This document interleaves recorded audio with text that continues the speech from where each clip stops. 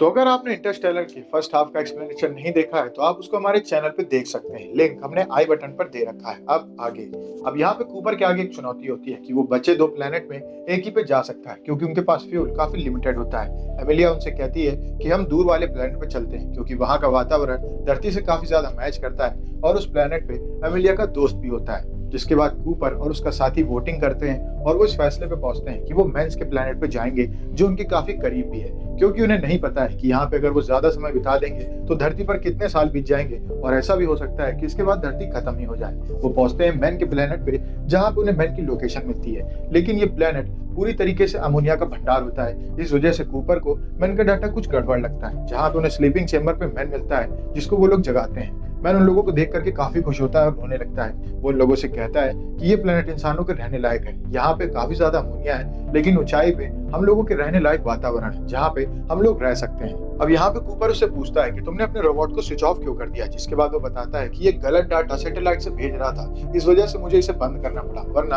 हम लोग इस प्लेनेट तक ना आ पाते। इसके बाद हम देखते हैं डॉक्टर ब्रैंड को, जिनकी तबीयत काफी खराब होती है और उनके पास मर्फी बैठी होती है। मर्फी से ब्रैंड बात करते हुए कहते हैं कि ग्रेविटी के जिस फॉर्मूला पे मैं काम करना चाह रहा हूँ वो फॉर्मूला कभी पूरा हो ही नहीं पाएगा और मुझे प्लान बी को ही सक्सेसफुल करना पड़ेगा। असल में प्लान ए तो बस एक छलावा था, प्लान बी मेन नतीजा था। वो ये जानते थे कि इस सैटेलाइट को यहाँ से ले जा करके दूसरे प्लैनेट पर शिफ्ट करना काफी नामुमकिन है। इस वजह से उन्होंने पहले ही उस सैटेलाइट जिसमें कूपर, एमिलिया और उसके साथी हैं, वहां पे पहले ही 5000 इंसानी डीएनए भेज दिए थे। जिसके बाद वो लोग एक बढ़िया प्लेनेट ढूंढ के वहां पे दोबारा से इंसानों की पॉपुलेशन को रीजनरेट कर सकते हैं। अब ये बात सुनते ही मॉर्फ को काफी ज्यादा ठगा ठगा महसूस होता है और बात करते करते डॉक्टर ब्रैंड की मौत हो जाती है। जिसके बाद मर्फ एक मैसेज रिकॉर्ड करके एमिलिया के लिए भेजती है और वो वहां पे कूपर और एमिलिया से पूछती है कि क्या आपको इस छलावे के बारे में पता था कि प्लान ये बस एक दिखावा है कि इंसानों को बचाया जाएगा, बल्कि 5000 डीएनए की हेल्प से वो इंसानों को दूसरी जगह में पैदा करना चाह रहे हैं और यहाँ पे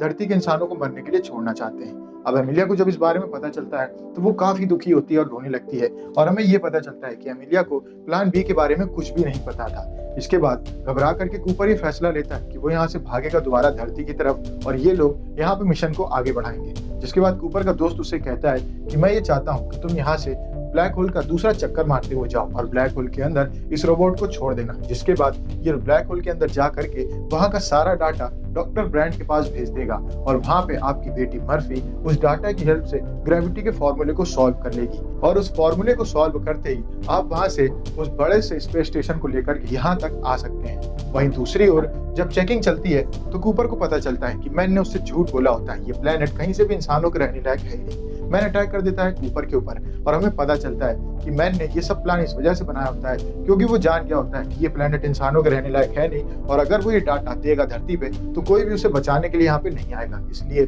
उसने अपने रोबोट को बंद कर दिया होता है और झूठा डाटा भेजा होता है ताकि यहाँ पे कोई उसे बचाने के लिए आए।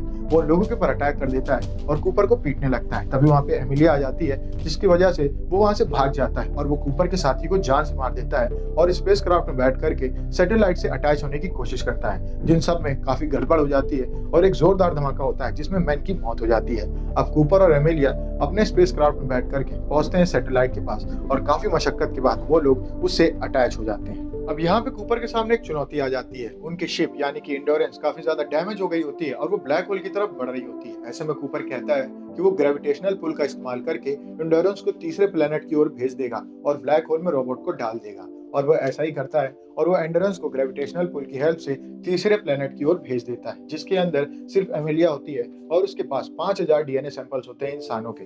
एमिलिया काफी रोती है क्योंकि अब वो इस मिशन में पूरी तरीके से अकेली पड़ गई होती है। वहीं दूसरे हम देखते हैं कूपर को जो ब्लैक होल के पास चला जाता है और वो उसके अंदर रोबोट को छोड़ देता है। रोबोट जैसे ही ब्लैक होल के अंदर जाता है वो उन लोगों से डिस्कनेक्ट हो जाता है। अब कूपर की शिप भी ब्लैक होल की तरफ खींची जाने लगती है जिसके बाद उसकी शिप उससे कहती है कि आपको शिप को छोड़ देना चाहिए। जैसे वो शिप को छोड़ता है शिप एक जोरदार धमाके में खत्म हो जाती है। अब कूपर भी ब्लैक होल के अंदर खिंचा खिंचा जाने लगता है।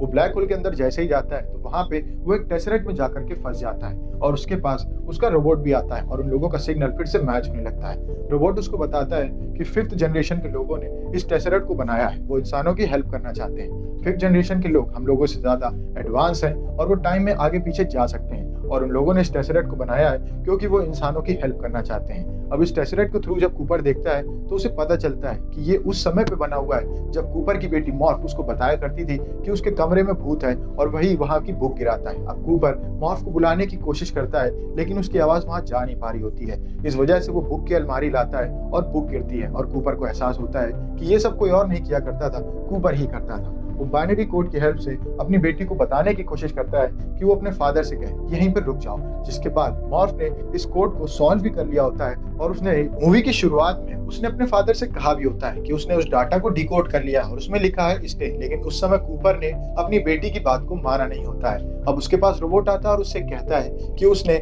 इस ब्लैक होल के डाटा को सिंक कर लिया है और उसे अब इस धरती पर कैसे भेजा जाए, ये कूपर के आगे एक चुनौती होती है। कूपर जान जाता है कि 5th जनरेशन ने कूपर को चुना है इस डाटा को धरती पर भेजने के लिए, जहां पे उसकी बेटी इस इक्वेशन को सॉल्व करके उस फॉर्मूले की हेल्प से अपने स्पेस स्टेशन को लेकर के धरती से बाहर आएगी उस प्लेनेट की तरफ जहां पे एमिलिया गई हुई है।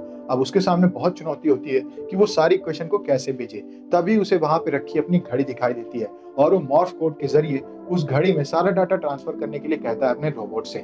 उसका रोबोट उस घड़ी में सारा डाटा ट्रांसफर कर देता है और हम देखते हैं मॉर्फ को जो कि वहां पे आती है घड़ी को उठाने के लिए, और वो जैसे देखती है कि घड़ी की सुइयां कुछ अजीब तरीके से रिएक्ट कर रही है, वो जान जाती है कि इसके अंदर मॉर्फ कोड है और इसके जरिए उसे सिग्नल मिलने वाला है। वो लग जाती है उसको डिकोड करने में और इसके बाद वो एक फॉर्मूला बनाती है जो कि ग्रेविटी की इक्वेशन होती है और हम देखते हैं कूपर को जिसका टेसरेट खुलने लगता है और वो और उसका रोबोट ब्लैक होल के बाहर खींचे जाने लगते हैं। असल में 5th जनरेशन ने जिस काम के लिए उस टेसरेट को बनाया होता है, कूपर ने उस काम को कर लिया होता है। इस वजह से उसका अब कोई काम नहीं होता है। अब कूपर की आंख खुलती है तो वो डॉक्टर्स के पास होता है। असल में उसको कुछ एस्ट्रोनॉट्स ने बचा लिया होता है। कूपर उन लोगों से कहता है कि कितने साल हो चुके हैं, जहाँ उसे पता चलता है कि ब्लैक होल में रहने की वजह से लगभग 30 से 35 साल बीत चुके हैं। अब कूपर भाग करके जाता है बाहर तो वो देखता है कि वो एक स्पेस स्टेशन के अंदर है जो कि काफी बड़ा है। इस स्टेशन का नाम कूपर स्टेशन होता है, लेकिन ये उसके नहीं, उसकी बेटी मॉर्फ कूपर के नाम से होता है। वो भाग करके हॉस्पिटल में जाता है जहाँ पे वो देखता है कि उसकी बेटी काफी ज्यादा बूढ़ी हो चुकी है।